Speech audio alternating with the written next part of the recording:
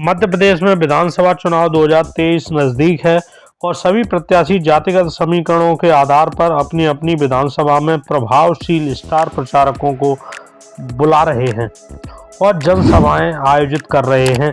इसी के चलते मेहगांव में कांग्रेस प्रत्याशी राहुल सिंह भदौरिया ने जनसभा का आयोजन किया, जिसमें मुख्य वक्ता के रूप में फूल सिंह बरैया पहुंचे और उन्होंने भाजपा की कार्यशैली पर सवाल उठाए।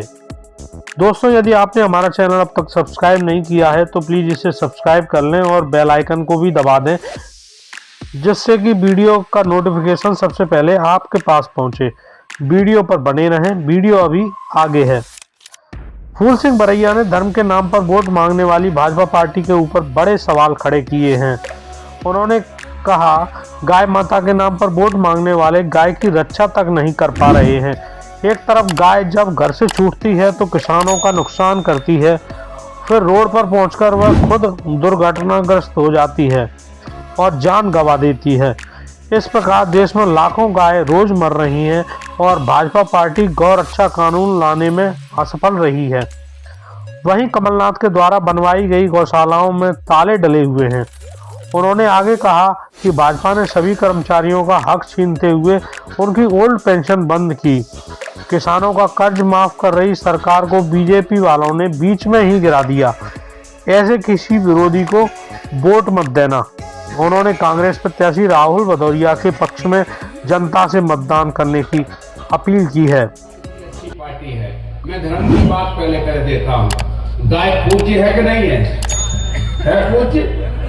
तो ऐसा कौन सा कानून भारतीय जनता पार्टी ने बना दिया गाय के लिए, जो गाय घर से निकालना पड़ी लोगों को? गाय जब घर से निकालना पड़ी तो घर से निकली गाय पहुंची किसान के खेत में और किसान का खेत उसने बर्बाद किया तो किसान मरा। और वहां से गाय निकल करके जाती है रोड पर से ट्रक कुचलता हुआ चला गया, गाय मरी, किसान मरा और गाय मरी। मैं आपसे कहना चाहता हूं, अगर आपके पास कभी समय हो तो इसको आंखों से देखिए, सुनने पर ही भरोसा मत करिए। दिल्ली से चलिए आप सुबह 3 बजे, ग्वालियर उतरिए, आप जाकर के 4-5 घंटे में ग्वालियर आ जाएंगे, 6 घंटे लगेंगे और 6 घंटे में आपको दिखाई देगा लगभग 1000 गाय ट्रक से कुचली हुई मिलेगी। और सभी हाईवे को, इंडिया के हाईवे को अगर हम जोड़ लें, पूरे इंडिया के हाईवे को अगर हम जोड़ लेते हैं कि दिन में एक दिन के अंदर में देश में 1 लाख गाय मरती है। ये मेरा कैलकुलेशन है, एक आइडिया का, नहीं तो काउंट करा ले, प्राइम मिनिस्टर तो गिनती करा सकते हैं। एक दिन में 1 लाख गाय मरती है। मुझे बताइए, इन गायों को बचाने के लिए कौन सा रास्ता था?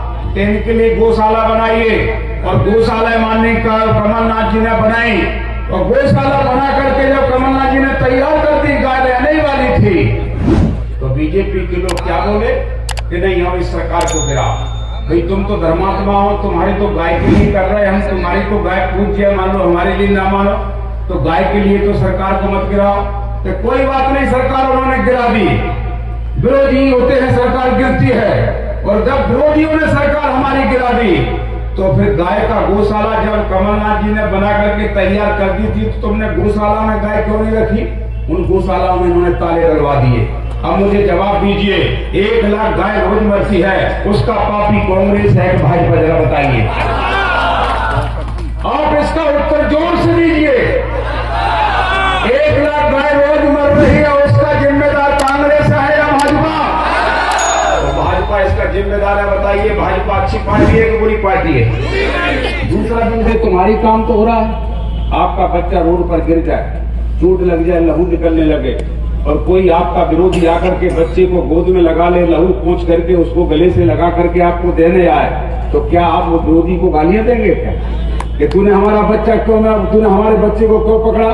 तो मुझे बताइए, जब किसान अगर इनका है, किसान इनका मतदाता है बीजेपी वालों का, तो किसानों का कर्जा कमलनाथ जी माफ कर रहे थे, तो इनको तो कमलनाथ जी को धन्यवाद देना चाहिए था कि भाई हमारे किसान का कर्जा माफ कर रहे हैं। इन्होंने सरकार गिराई तो सरकार गिरा दे, कहा गया विरोधियों की गिराते, कोई बात नहीं।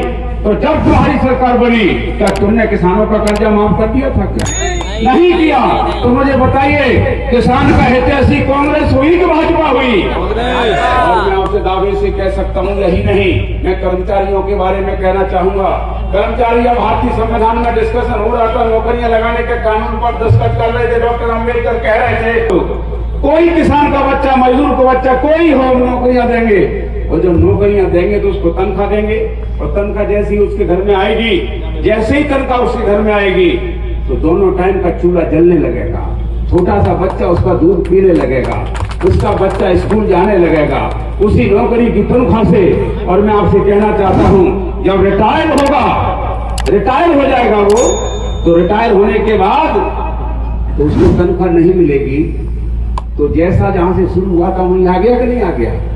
तो फिर आगे डिस्कशन हुआ नहीं, हम आधी तनख्वाह पूरी जिंदगी भर देंगे। जब तक नौकरी करने वाला व्यक्ति पूरी जिंदगी भर इनको आधी तनख्वाह देंगे, उसका नाम है पेंशन। और व्यक्ति को देंगे जो नौकरी करता है, वो अगर खत्म हो जाता है उसकी पत्नी को देंगे, तो उसका जीवन दान चलता रहा, दोनों टाइम का चूल्हा जलता रहा। ये गरीब कमजोर कर्मचारियों के घर का 2 टाइम का चूल्हा किसने बंद कराया? भाजपा ने।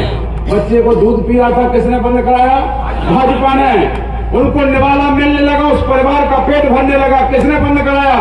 भाजपा ने। और आज हम लेकर के आ रहे हैं, सरकार बनने वाली है, जिस दिन हमारी सरकार बनेगी हम दूसरे दिन से कर्मचारियों की पुरानी पेंशन को फिर से स्टार्ट कर देंगे। और मैं आपसे कहना चाहता हूँ, मैं आपसे कहना चाहता हूँ, अपने भाइयों से कहना चाहता हूँ, क्या मुझे बताइए, ये 3 बिंदुओं में मैंने आपकी रीढ़ की बात की है, तीनों में भाजपा आपकी दुश्मन है कि मित्र है?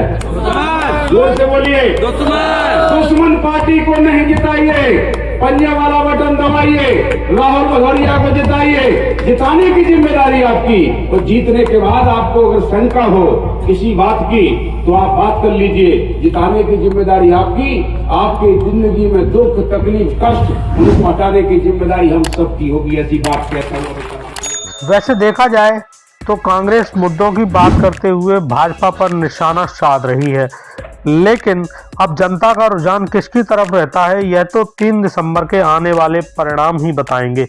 खैर, आपकी खबर के बारे में क्या राय है आप हमें कमेंट करके जरूर बता सकते हैं। वीडियो को ज़्यादा से ज़्यादा लोगों तक शेयर करें, चैनल को ज़्यादा से ज़्यादा सब्सक्राइब करें। मिलते हैं अगली खबर में, देखते रहें मुद्दे की बात। राम राम, दुआ सलाम, जय हिंद।